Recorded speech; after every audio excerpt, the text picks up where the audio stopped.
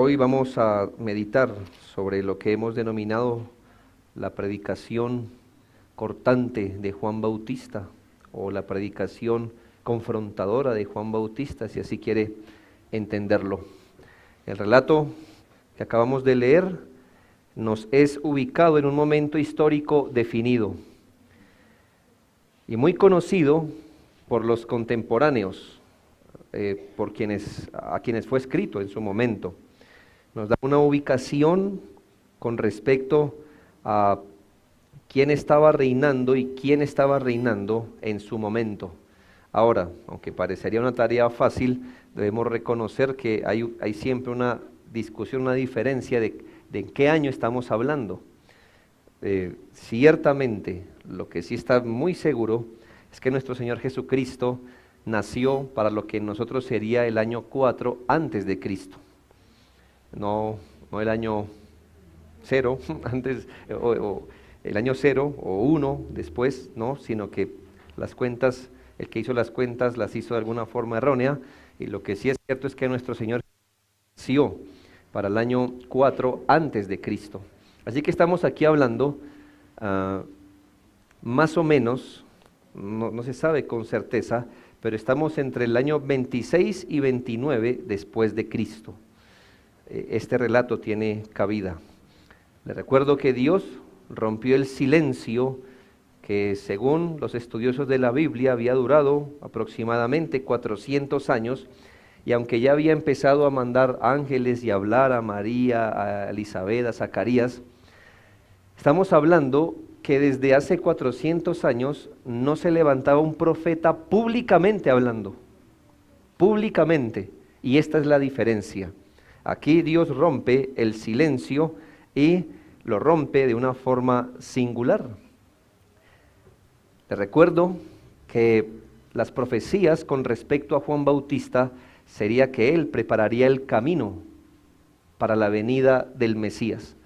Así que si usted ubicaba al gran profeta que prepararía el camino al Mesías, ya el Mesías estaba muy pronto a llegar. Es decir, la aparición del profeta era una señal de que ya muy pronto aparecería el Mesías, y aquí aparece Juan Bautista antes de la llegada formal de Cristo. Estamos hablando ministerialmente hablando, porque Cristo ya había nacido, por supuesto.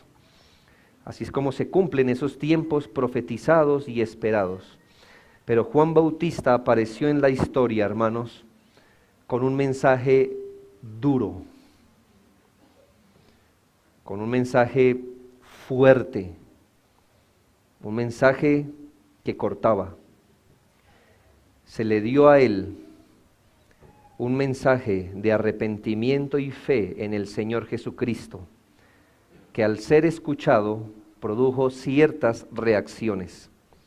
Y ese será el orden de nuestro sermón: mirar primero la predicación de Juan, y lo segundo, las reacciones, y finalizaremos con algunas enseñanzas. Miremos entonces lo primero, la predicación de Juan. Si pudiéramos resumir, sintetizar la predicación, el contenido de la predicación de Juan Bautista, ¿cuál sería? El arrepentimiento para el perdón de los pecados. Es sencillo, ¿no cree? Un mensaje sencillo, pero como le digo, tiene filo. Juan recibió un mensaje y empezó a proclamar este mensaje en las cercanías del Jordán, según se lee. Su mensaje, según el versículo 3, si usted se ubica en Lucas 3:3, está: y fue por toda la región contigua al Jordán, predicando el bautismo del arrepentimiento para el perdón de pecados. Por supuesto,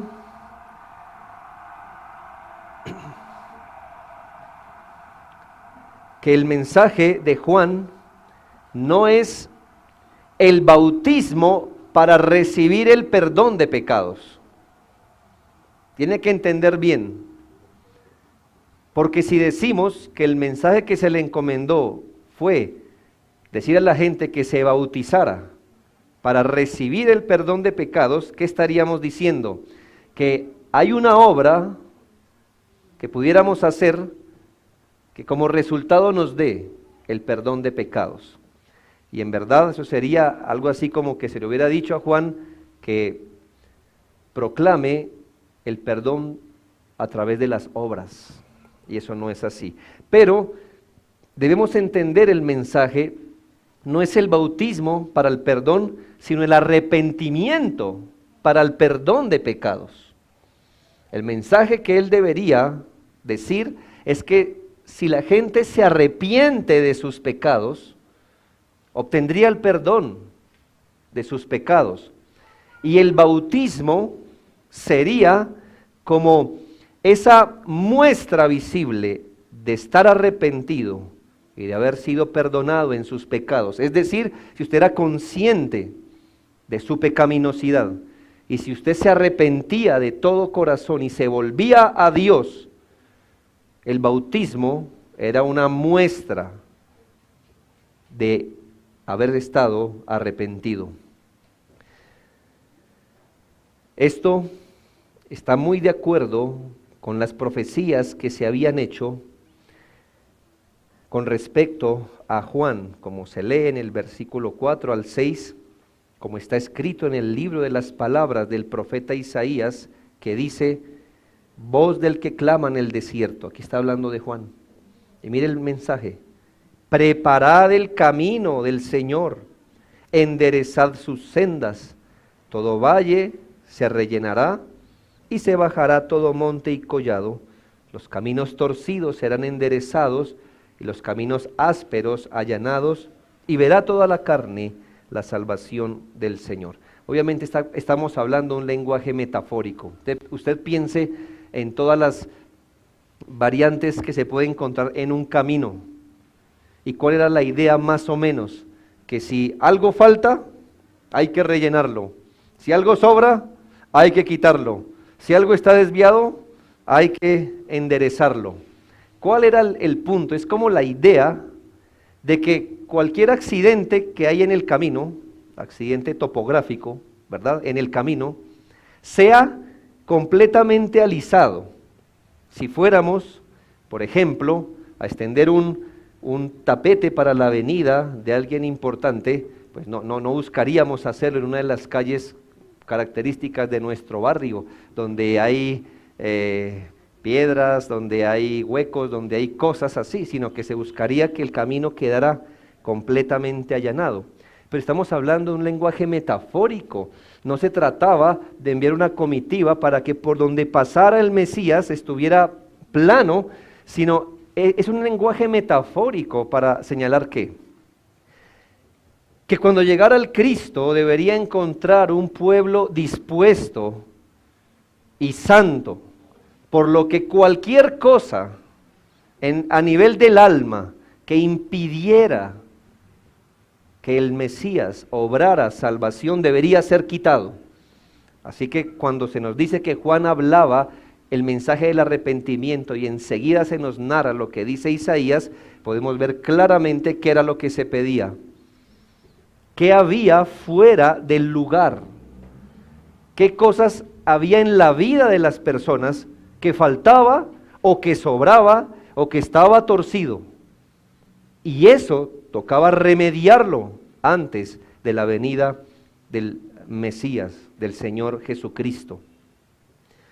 El mensaje de Juan no consistía solamente en decir a la gente: arrepiéntanse, arrepiéntanse, sin más explicación, sin más definición. Lo que hizo el mensaje de Juan cortante es que junto con las palabras arrepiéntase, él casi que personalizó el mensaje. No sucede que a veces nos acostumbramos tanto a una palabra que ya luego le perdemos el significado que éste tiene? Y puede ser que si yo no explico nada más, si yo digo, hay que arrepentirse, hay que arrepentirse, hay que arrepentirse antes de que venga el Mesías, la gente pudiera decir, ya entendemos el mensaje. Pero es cuando Juan se involucra directamente y les explica qué es lo que se entiende por arrepentimiento y qué implicaciones trae arrepentirse, que generó ciertas respuestas. Así que hablamos de un mensaje de arrepentimiento, pero un mensaje que confrontó a las personas. Fue un mensaje, si así se quiere ver, personalizado, directo. Este pasaje que estamos leyendo en Lucas tiene sus paralelos, tanto en Mateo, en Marcos y hasta en Juan. Así que no es un detalle pequeño. Por ejemplo, en Mateo 3:7, y a la luz de este pasaje entendemos más cosas. En Mateo 3:7 dice: al ver Juan que muchos de los fariseos y de los saduceos venían a su bautismo, les decía: generación de víboras, ¿quién os enseñó a huir de la ira venidera? Con eso en mente, podemos enfrentarnos a Lucas 3:7, cuando dice: y decía a las mujeres que salían para ser bautizadas por él: oh generación de víboras, ¿quién os enseñó a huir de la ira venidera? Quiere decir, hermanos, mire que nuestro predicador se está volviendo menos popular, porque se supone que está llamando a la gente al arrepentimiento y a bautizarse como señal de arrepentimiento. Y cuando empieza a venir la multitud, y según Mateo, entre ellos los saduceos y fariseos, los teólogos de la época, Juan los mira y les dice: camada de víboras, ¿quién les ha enseñado a huir de la ira que vendrá? Por supuesto que lo que Juan estaba diciendo es que ellos también deberían proceder al arrepentimiento de sus pecados. Juan miró a los líderes religiosos de su tiempo y les dijo que ellos, sin ninguna distinción con respecto al demás pueblo, deberían manifestar su pesar por pecar, que ellos deberían corregir sus caminos, es decir, convertirse. Ellos deberían mostrar fe en el Mesías, bautizándose públicamente. Pero ¿por qué le llamó generación de víboras? Camada de víboras. Yo nunca he visto eso, solo en películas. Pero si usted ve que hay un montón de víboras en el piso y arroja fuego a ellas como una antorcha, ¿qué hacen las víboras? Huyen, obvio, ¿no? Quieren esconderse. Así que si un día cae en un lugar lleno de víboras, prenda una antorcha y se abre campo, porque ellas le huyen al fuego. ¿Qué es lo que estaba diciendo Juan? Vengo a predicarles el mensaje del arrepentimiento. Y Juan entiende que ellos en su mente empezaron a esquivar el mensaje. Empezaron a huir del contenido de ese mensaje. ¿Cómo usted huye mentalmente del mensaje del arrepentimiento? Pues yo le digo cómo. Empieza a razonar, a decir: no, esto debe ser para el pueblo. Es que el pueblo sí es pecador. ¿Nosotros los líderes religiosos? No, es para tales personas. Sí, eso le aplica a ese populacho que le está siguiendo, pero no a nosotros. Así que ellos iban al Jordán y iban a ver, a mirar qué era lo que estaba pasando, y como que Juan les dice: ¿y ustedes qué, señores? Eso también va para ustedes, líderes religiosos. Estos hombres, les recuerdo, el Señor más adelante los va a confrontar diciéndoles que creen que tienen justicia propia.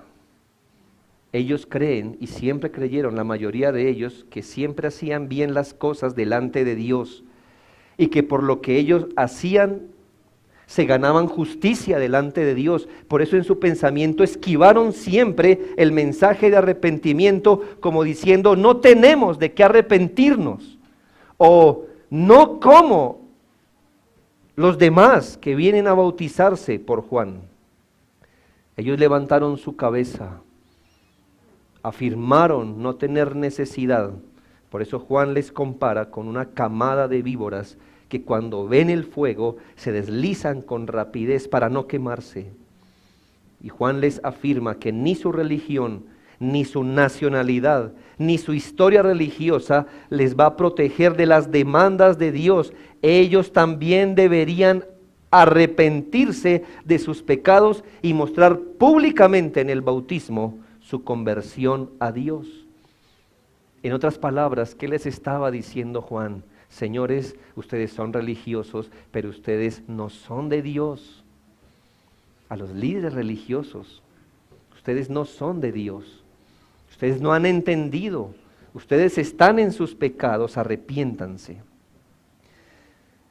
Esta era la palabra de Dios mediante su profeta en este tiempo. Así que el que rechazó el mensaje de Juan en su momento, rechazó las palabras de Dios en su momento. También Juan levantó la voz, según el versículo 8, llamándoles a hacer frutos dignos de arrepentimiento. ¿Qué significa frutos dignos de arrepentimiento? Bueno, les exhortó a hacer frutos dignos de ser llamados verdadero arrepentimiento. El llamado era a mostrar con actos concretos y verdaderos que se estaba arrepentido de pecar. Eso es un fruto digno de arrepentimiento. Un acto concreto, no un acto vago, sino concreto. Un acto verdadero que muestra que uno está arrepentido. Eso es un acto llamado digno de arrepentimiento. Un acto en el que usted muestre de forma concreta que está arrepentido de pecar. Un fruto que muestre arrepentimiento nace de la convicción espiritual de haber pecado. Alguien que reconoce la ofensa, que anhela el perdón, que ve la necesidad de cambiar radicalmente. Así que el mensaje de Juan no es, venga, dígame si está arrepentido o no. Sí, estoy arrepentido. Bueno, está bien, ya. No era, venga y dígame.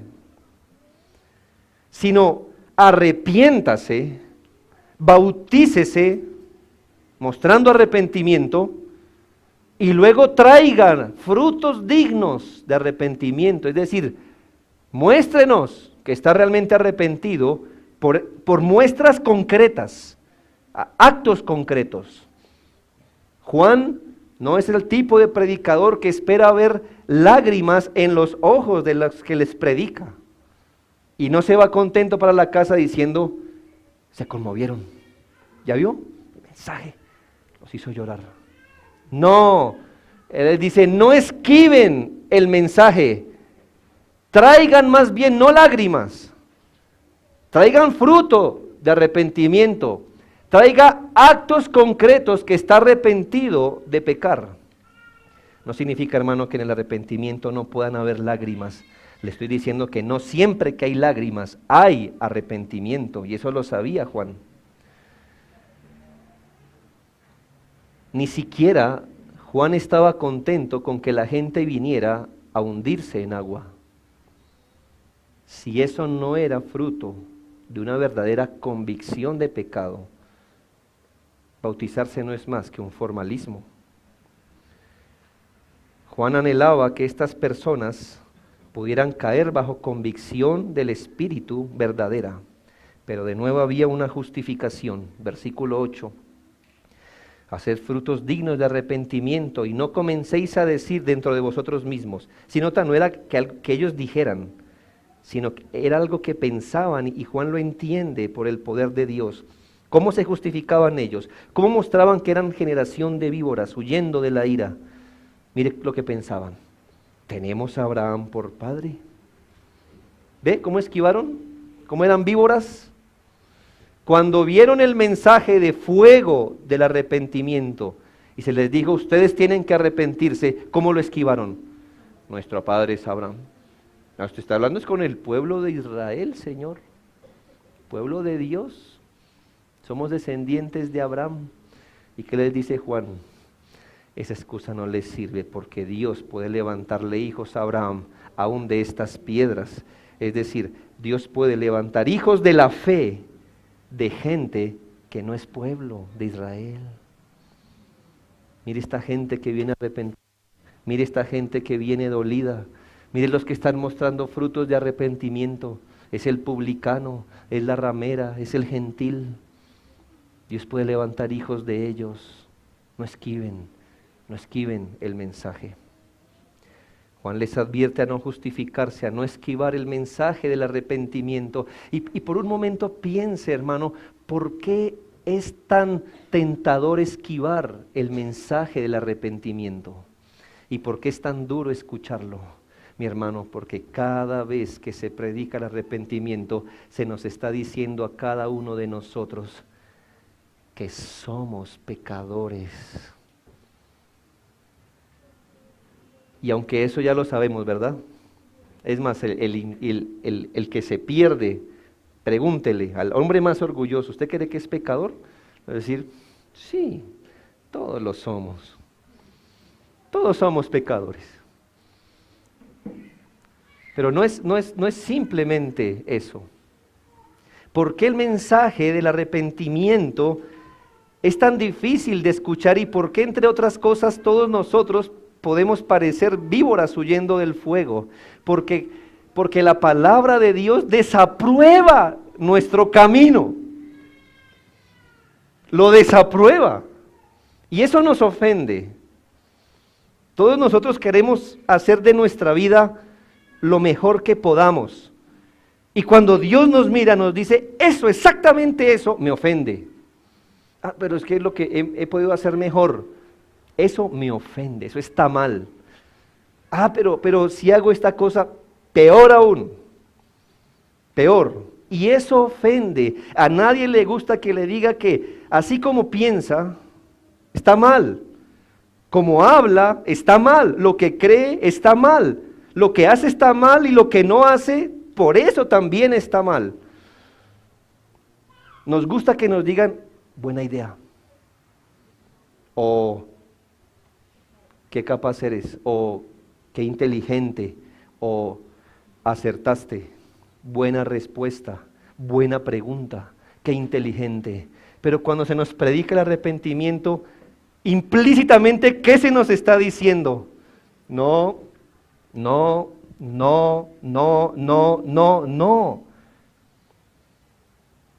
Por eso uno huye del mensaje. Porque si usted acepta el mensaje del arrepentimiento, ¿qué está haciendo? Está diciendo, acepto que mis caminos no son agradables ante el Señor. Usted tiene que crucificar su orgullo y su altivez para arrepentirse. Luego Juan pone delante de ellos una figura muy radical también. Está en el versículo 9 y ya también el hacha está puesta a la raíz de los árboles. Por tanto, todo árbol que no da buen fruto se corta y se echa fuego. Aquí Juan habla una consecuencia de su mensaje de arrepentimiento. Y es que, ¿qué piensas de la figura? El hacha está puesta en la raíz. ¿Tú quieres podar un árbol? ¿A dónde le pones el hacha? En las ramas. Pero, ¿te aburrieron las ramas? Pues ponle en el tronco. ¿Quieres matar el árbol? Pon el hacha en la raíz. Pégale donde recibe la vida. Y mira cómo Juan está viendo su propio ministerio. Él es como el hacha de Dios, no puesta en las ramas ni en el tronco, sino en la raíz. ¿Con qué fin? El Señor le está advirtiendo a Juan que su ministerio es una poda que él está haciendo, una disección. Es decir, Juan, no te aterres de esto y háblaselo a la gente. Tu mensaje va a ser una distinción entre los que son mal árbol y los que son buen árbol. Si una persona trae fruto de arrepentimiento, es un buen árbol. Pero todo árbol que no da buen fruto se corta y se echa en el fuego. En otras palabras, ¿qué está diciendo Dios a través de Juan? Si tú escuchas el mensaje de arrepentimiento y te arrepientes, vives. Si tú escuchas el mensaje de arrepentimiento y no te arrepientes, serás cortado. ¿Entiendes? Condenación. Mira el mensaje de Juan. Mira el mensaje de Juan. Por eso cortaba. No era fácil de escucharlo. Dios rompe su silencio diciéndole a la gente, arrepiéntase. Si se arrepiente, vive. Si no se arrepiente, va a la condenación, va al fuego eterno. El asunto es extremo, hermanos, porque no sé si esa era la mejor manera, según las expectativas humanas, de romper el silencio después de 400 años, ¿no? Tienes 400 años para pensar, Dios, ¿qué vas a decir la próxima vez que aparezcas públicamente? Estamos hablando irónicamente, ¿no? 400 años para pensar, ¿qué es lo que vas a decir para atraer al pueblo a ti? Y cuando Dios rompe el silencio, se arrepiéntanse y vivan. No se arrepienten y mueren eternamente. Hermanos, este es el mensaje del Evangelio y nunca ha cambiado. No ha cambiado. Miremos ahora la reacción de los oyentes a la predicación de Juan. Se cree, hermanos, sin duda alguna, que aunque no nos lo pongan tan florido, esta narración, lo que hubo aquí no fue menos que un avivamiento espiritual. Lucas muestra varios tipos de reacciones de la gente que escuchó el mensaje del arrepentimiento. Les recuerdo que este hombre vivió por mucho tiempo en un desierto, Dios lo preparó en la soledad. Este hombre era mejor que Spurgeon, muchas veces mayor.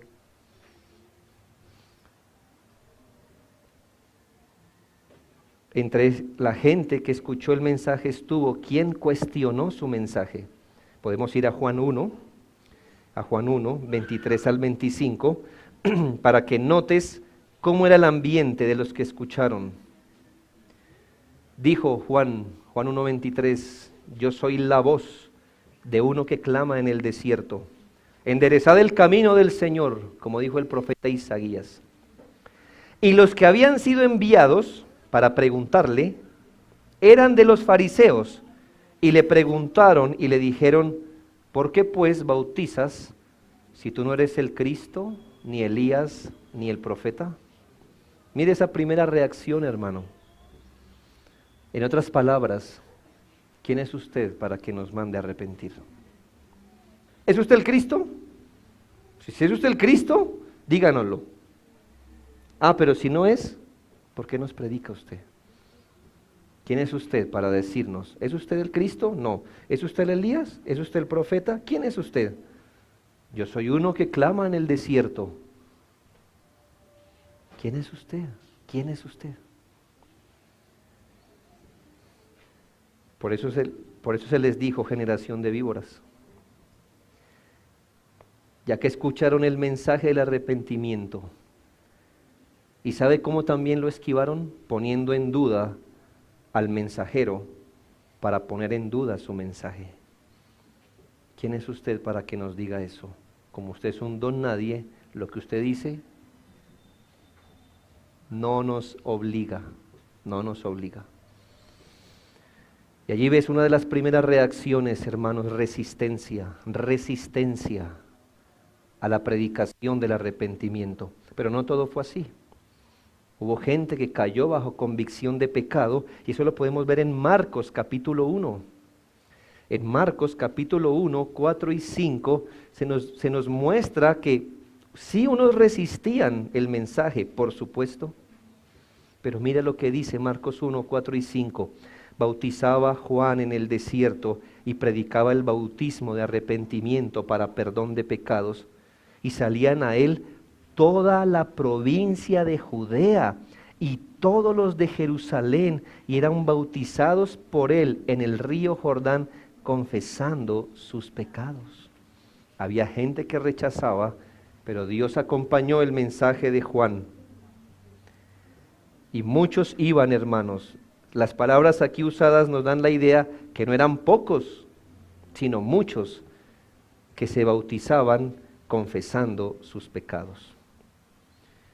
Ahora ya entendiendo qué tipo de personas son estas, podemos volver a Lucas capítulo 3 y leer en el versículo 10 y 11.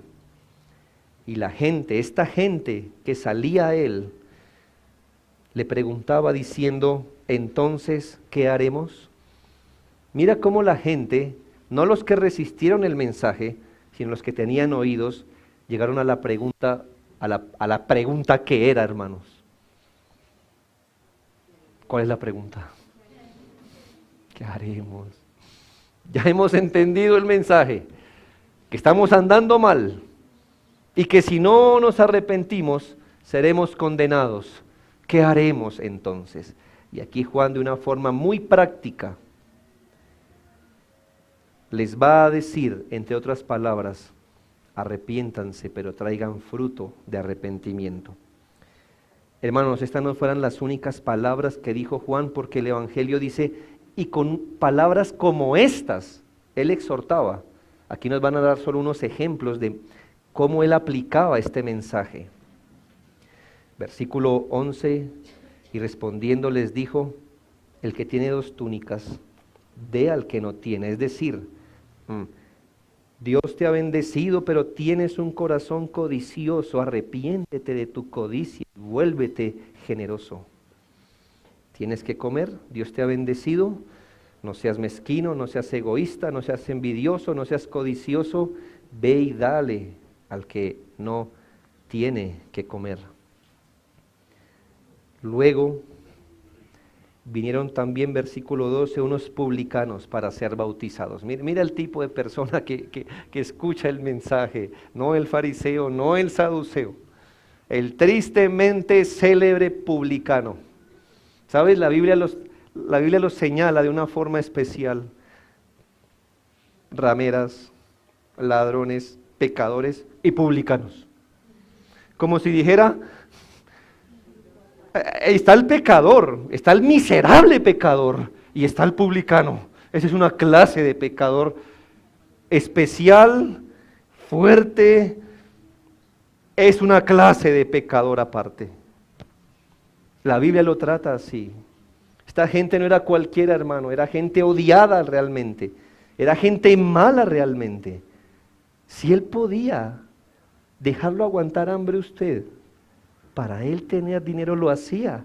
Y sabe, no se iba a la casa enrojecido, no. Eran malos de verdad, injustos de verdad. Y sabes, van los publicanos y escuchan el mensaje del arrepentimiento con estas palabras. Maestro, ¿qué haremos? Y Juan le responde, más o menos así debemos interpretar esto. Arrepiéntete de exigir más de lo que os está ordenado, pero trae tu fruto. ¿Y cómo es tu fruto? No exigiendo más. ¿Ves, hermano, que Juan no simplemente dijo arrepiéntase, arrepiéntase, arrepiéntase, sino que tomó el mensaje y lo aplicó a la condición de cada uno? Y mira, esto es maravilloso. Versículo 14, también le preguntaron unos soldados diciendo, ¿y nosotros qué haremos? No sabemos exactamente si eran soldados judíos al servicio de Roma o, lo que es más probable, soldados romanos. Soldados romanos no conocen el Antiguo Testamento, no como los judíos, no tienen ningún contexto, su esperanza del Mesías no es la misma que abrigaban los judíos. Pero escuchan el mensaje, no todos por supuesto, pero fueron unos soldados y dijeron, hemos entendido el mensaje, ¿qué haremos nosotros? No hagáis extorsión a nadie, ni calumniéis, y contentaos con vuestro salario. En otras palabras, arrepiéntete de tu extorsión. Arrepiéntete de tu calumnia, arrepiéntete de tu falta de contentamiento, pero trae frutos, no volviendo a hacer estas cosas. Posteriormente leemos en el versículo 15, que como consecuencia de reconocer los pecados, la gente hizo el segundo comentario más acertado. ¿Cuál fue el primero? ¿Qué haremos? ¿Qué haremos? Y el segundo, le preguntaron a Juan. Versículo 15, como el pueblo estaba en expectativa, preguntándose todos en sus corazones si acaso Juan sería el Cristo. Piensa en esa frase por un momento. Conoces que tienes verdadero arrepentimiento cuando te preguntas, ¿qué haremos? Y dos, cuando empiezas a preguntar por Cristo. ¿Notas? Ellos no quedan tranquilos diciendo, bueno, díganos pues qué es lo que vamos a hacer. No, que cambien esto y lo otro, ya, ¿es eso? Está bien. Me dijo que era eso, ¿no? Yo estaba robando, ahora no robo, ¿es eso? Está bien. No, si es el Espíritu Santo el que está obrando en el corazón, el mismo Espíritu que te impulsa a preguntar, ¿qué haremos? Te empieza a hacer preguntas con respecto a Cristo. Y en eso confirmamos una doctrina en la Biblia, que todo arrepentimiento verdadero conlleva siempre fe verdadera en Cristo. Y viceversa, donde hay verdadera fe en Cristo, está incluido el verdadero arrepentimiento. Por eso no descanse, amigo, si usted solo se contenta o se conforma con sentir dolor por el pecado. Hasta ahí no ha habido un avance significativo. ¿Por qué? Porque el dolor por el pecado no significa mucho, a menos que el dolor por el pecado me lleve a confiar en Cristo. Y como Juan vio que las miradas estaban siendo dirigidas a él, ¿qué hizo Juan? Qué bueno que están preguntando por el Cristo, pero yo no soy el Cristo. Deben saber esto. El versículo 16. Respondió Juan diciendo a todos, yo a la verdad os bautizo en agua, pero viene uno más poderoso que yo, de quien no soy digno de desatar la correa de su calzado. Él os bautizará en Espíritu Santo y fuego. Y aquí, hermanos, en lugar de aliviar como el asunto, se pone más pesado. Señores, yo vengo aquí, estoy diciendo que se arrepientan. Si usted se arrepiente, se les bautiza en agua. Yo no soy el Mesías, pero Él viene. Y Él, así son las palabras, uno es más poderoso que yo. Segundo, es más digno que yo, porque no soy digno ni siquiera de desatar la correa de sus sandalias como un mero esclavo, ni siquiera soy digno de ser su esclavo. Él os bautizará, y aquí viene una alegoría, Él os bautizará en Espíritu Santo y fuego. ¿Qué significa eso? Él tiene la potestad de meter la obra del Espíritu Santo en sus corazones, con el siguiente resultado, que Él va a quemar vuestros pecados. Esta vez no es el fuego puesto sobre la camada de víboras, es el fuego puesto dentro del corazón de las víboras. Es el fuego de Dios puesto en los corazones de los pecadores. Él viene y es más poderoso. Él meterá su espíritu en sus corazones y ustedes van a experimentar qué es ser consumidos en sus pecados, en su corazón. Ustedes van a experimentar limpieza, ustedes van a experimentar purificación, pero por fuego, por fuego. La escena es dolorosa, pero es bendita, porque el Mesías prometido vendría a purificar su pueblo, pero por fuego.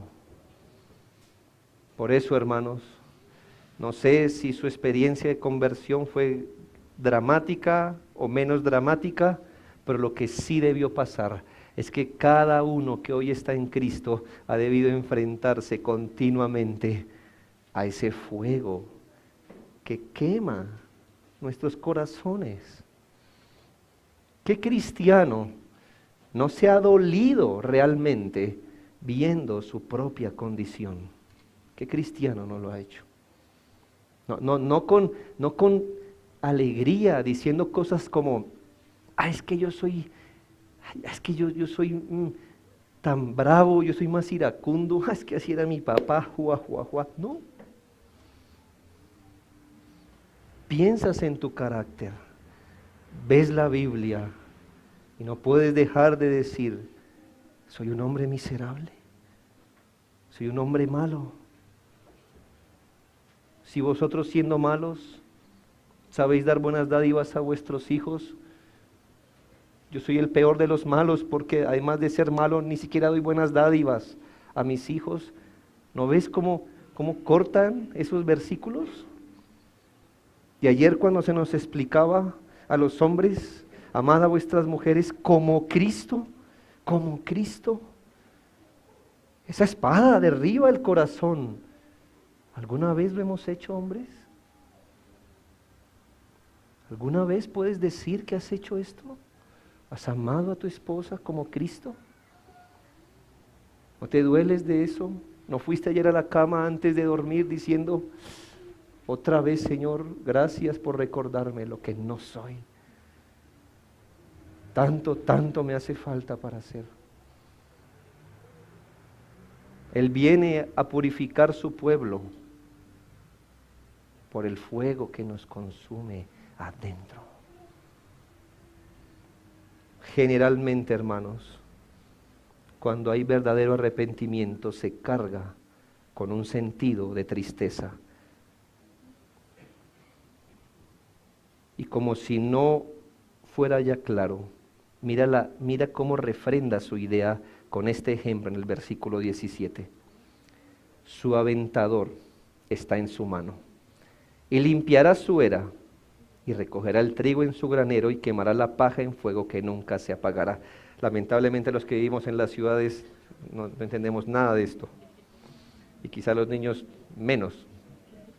Pero si fuéramos los que sembramos trigo, llega el tiempo donde tendríamos que pasar un machete, llamémosle así, sobre las espigas de trigo.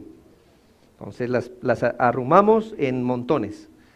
Y hay una especie de tenedor gigante, un tridente, un aventador se le llama, con el que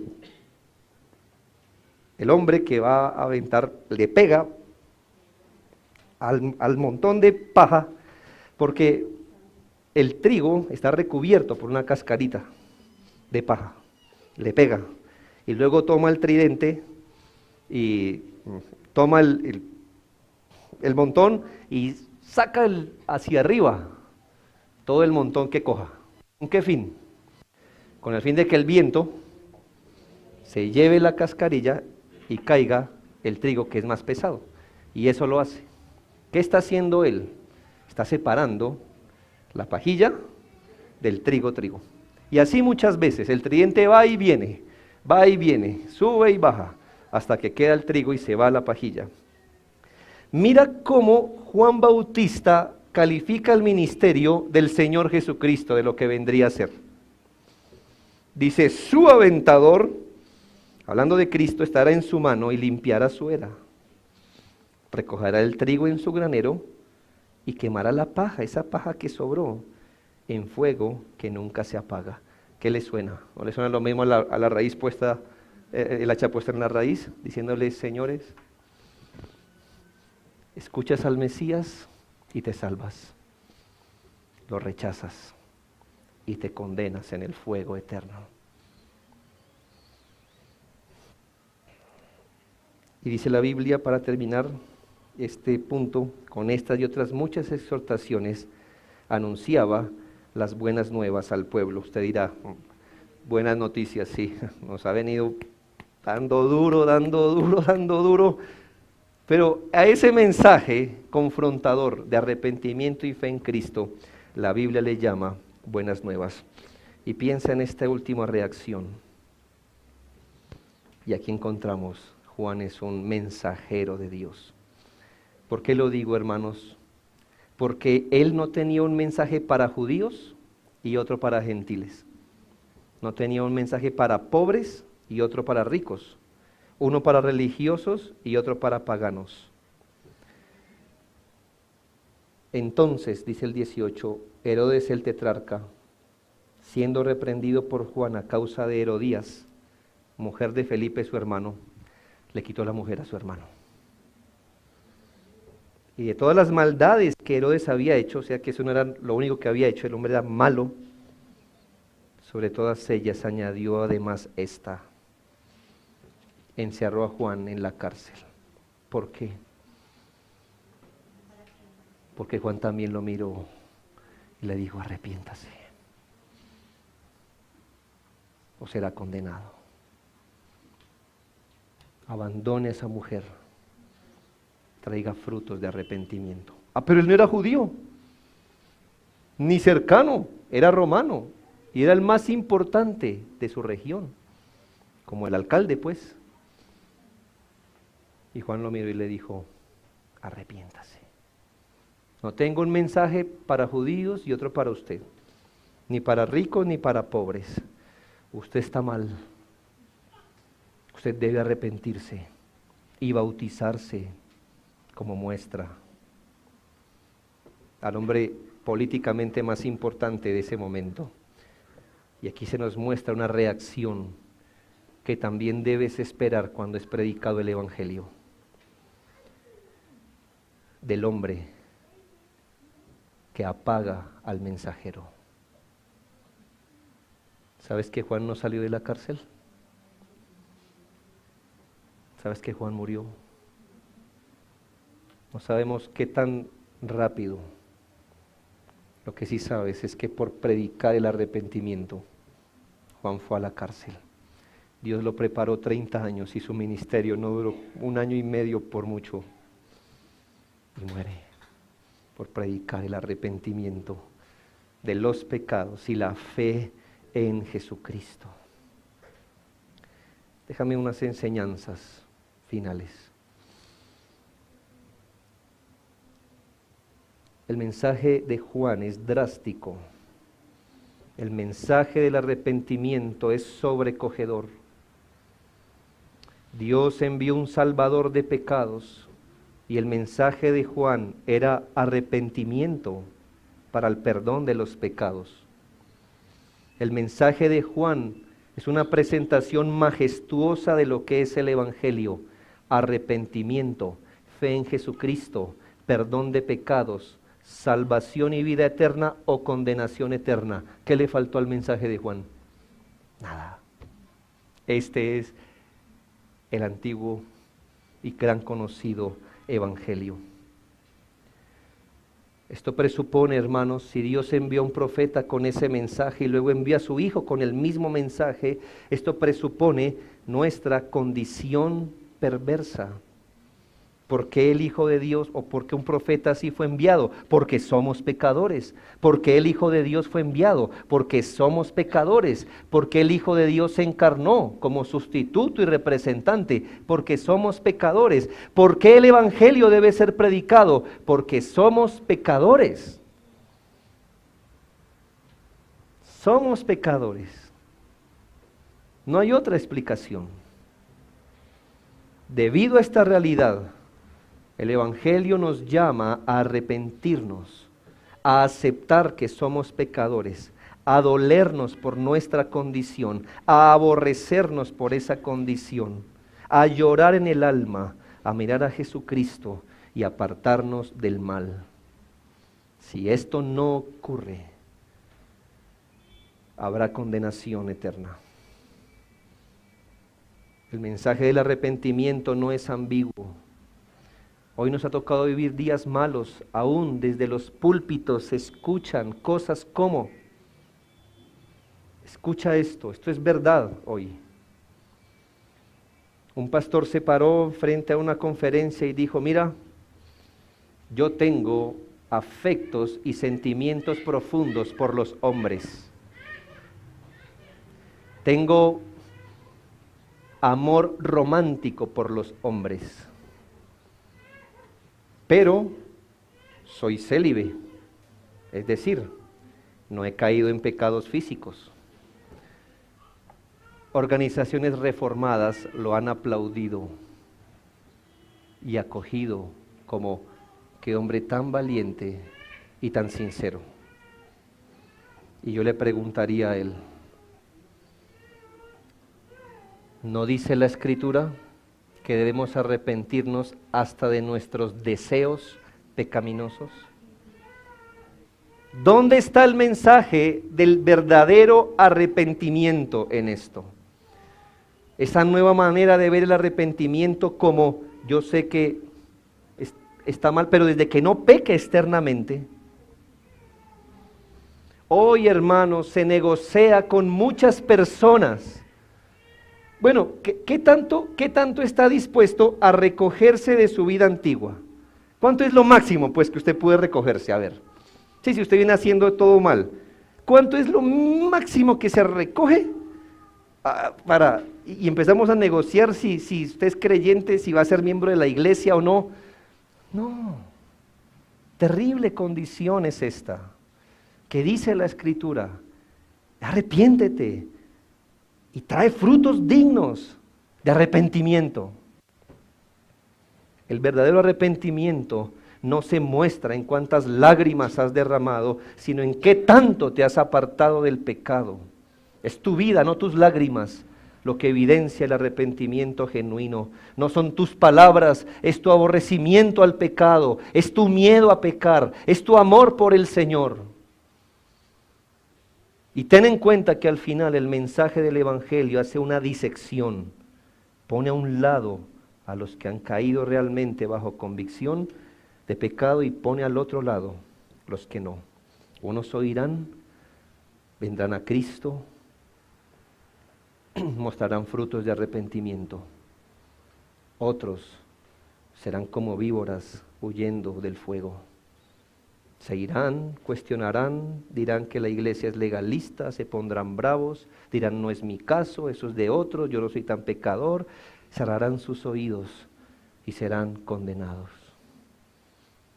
Bendiga a Dios si usted es uno de los que está bajo convicción de pecado. Bendiga a Dios. Bendiga a Dios por ese bendito dolor del alma. Porque los otros son paja que será amontonada y quemada. Buen momento para invitar a Cristo a los que no se han arrepentido de todos sus pecados para recibir el perdón de ellos. Arrepiéntase, amigo, jovencito, niño, adulto, arrepiéntase y reciba el don de la justicia. Pero mi último comentario no es hacia el contenido del mensaje, sino el mensaje como un todo. El mensaje de Juan era cortante, confrontador, radical, por consiguiente no popular. ¿Qué predicador piensa en prepararse 30 años para que su ministerio dure 1? No, oramos para que, dame la oportunidad, Señor, de servir. Este hombre, hermanos, no fue popular. No ves a Juan con seguidores o fans multitudinarios. Su presentación de Cristo no era superficial ni conciliadora. Mira, no era ambiguo, no era políticamente correcto. Su predicación no ocultó los asuntos problemáticos del Evangelio. Su predicación fue la misma, independientemente de las personas que le escuchaban. Él no tenía 2 mensajes o más, dependiendo del auditorio. No escondió el mensaje para ir tras los puntos de contacto con su gente, como hoy se le enseña a los predicadores. Tú no puedes reunir unas personas y decirles, ser tan fuerte. No. Busca los puntos de contacto con ellos. y háblales de eso. Tú no quieres que te cierren las puertas, ¿verdad? Los puntos de contacto, en lo que estamos de acuerdo, es decir, ¿qué tenemos en común? No te pongas a hablar de esos asuntos complicados. No. Háblales de la necesidad de ser buenos predicadores. Todos te escucharán. ¿Verdad? Vaya a una iglesia carismática y predique que tenemos necesidad de tener buenos predicadores. Vaya a una iglesia carismática o cualquiera otra y predique que la Biblia es inspirada. Son doctrinas bíblicas, pero todos te van a escuchar. No te atrevas a ir allí y decir, señores, ustedes son idólatras, arrepiéntanse. No. Hoy de maestros reformados aprendemos esa lección, a tener un mensaje para cada cual. Por eso son tan populares, porque nunca los escucharás diciendo, señores, arrepiéntanse. Un mensaje para cada cual. Ellos son tan correctos, no son problemáticos, pueden esconder sabiamente los puntos álgidos, son populares, tienen fans. El mensaje del Evangelio es una manera estratégica de agrupar seguidores y volverse más populares. Son predicadores tan correctos, son tan apropiados en cada ocasión, ya tienen su recompensa aquí. Pocos hombres con el espíritu de Juan se ven hoy. No, ellos afirman que ojalá bajemos los muros doctrinales que hacen divisiones, que omitamos nuestras creencias para poder trabajar por el bien de la sociedad, que no hagamos hincapié en lo que nos diferencia. Qué triste, tiempos tan fríos cuando nuestros mejores predicadores son populares, queridos y solicitados por el mundo. Así no era Juan. Este mensaje es cortante, tiene filo, es una hacha puesta en la raíz, es un aventador en el trigo. Pero es que esto es lo que el hombre pecador necesita escuchar. Yo sé, hermanos, permítanme decirle esto, es que es muy importante. A veces nos vemos tentados a hacer la mejor ambientación para que la gente no huya, ¿me entiendes? Mira, vamos a traer cada uno un invitado aquí ahora y les vamos a predicar de la familia. ¿Está bien? Después de eso les invitamos unas onces y cada mes los vamos a sacar al parque a jugar. ¿Entiendes? ¿Qué estamos haciendo, hermanos? Yo sé que tú y yo hicimos eso una vez. Invítalos a la casa, hablemosles de esto, lo otro. Antes de que se vayan 5 minutos, dígales 2 cositas allí y vaya, y así los vamos evangelizando con un chocolatico para Cristo, con unas onces para Dios, con tardes de no sé qué. ¿Cuál es la idea? Que el pecador desde que entra a la iglesia, ¿cómo se sienta? Confortable, tranquilo, que se sienta agradado, que el mensaje no sea hiriente, que el mensaje sea, bueno, sí, háblele de la Biblia, sí, pero hay temas, ya sabes, hay temas.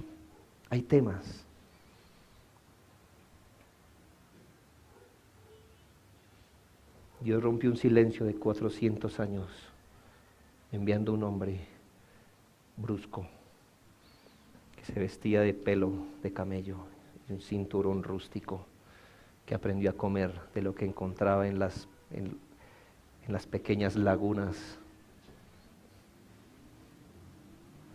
para decirle a la gente, arrepiéntanse de sus pecados. No encuentras ese mensaje en las grandes iglesias, no lo encuentras. Porque cuando le dices a la gente, apártate de tu pecado, y no solo esas palabras, ¿no? Sino empiezas a personalizar el mensaje. Ellos se irán, otros creerán, pero muchos se irán. Esa es buena nueva, hermanos, porque no somos más que mendigos pecadores, y el Señor se acordó de nuestra condición. Oremos.